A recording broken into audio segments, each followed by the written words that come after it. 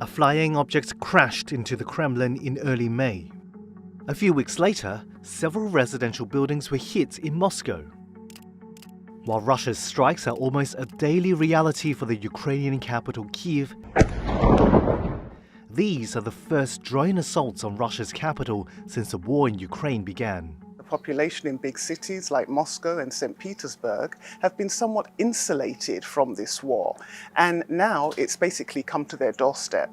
The Wall Street Journal analyzed social media clips of the attacks and spoke with drone experts to understand what happened and what it means for Russia's involvement in the war.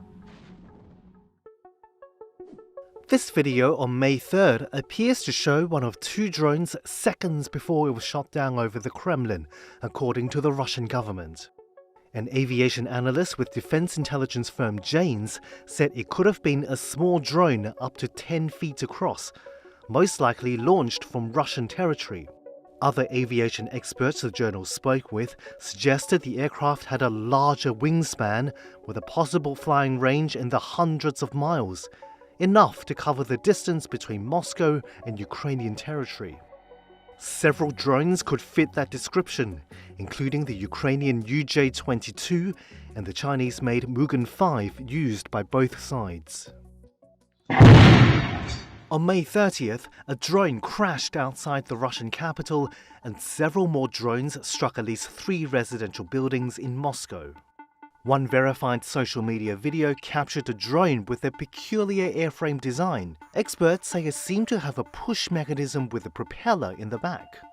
This drone is visually consistent with the type of kamikaze drone recently reported on in Ukraine, according to news agency Storyful. Known as Beaver, it is a self-initiated drone project by a Ukrainian blogger. However, some experts note that the shape of the new drone is slightly different from the one filmed outside the Russian capital. Military experts say it's impossible to tell from the footage who launched the attacks, whether it was the Ukrainian military or a pro-Ukrainian group working inside Russia. In both cases, Russia blamed Kyiv. Попыток запугивания России, запугивания граждан России.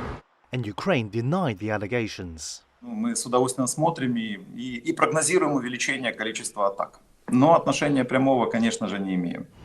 One American drone expert said the use of drones which can fly hundreds of miles could also indicate military involvement in the construction and development of those drones.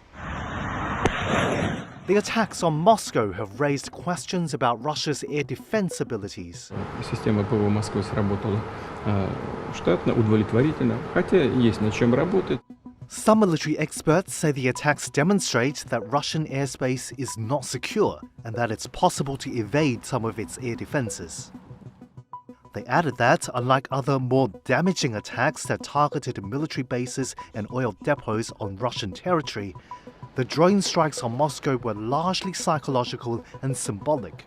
There'll certainly be an impact on the Russian psyche, because very much in these big cities people have felt that they are untouched almost by this war. Это логично, закономерно. Уже все границы переходит киевский режим. The government has used these attacks basically to say, see, this is why we are taking action in Ukraine. But this has been somewhat of a wake-up call for the population. There are recent polls that show that one of the main topics that Russians think about today is the war. That is very different to, say, 9 months ago, when in the big cities in particular, in Moscow, people were very much going about their daily lives. One military expert said the Kremlin is trying to downplay the impacts of the attacks on the capital. But if they continue, the question is whether the Kremlin will manage to convince the population to accept this as a new norm.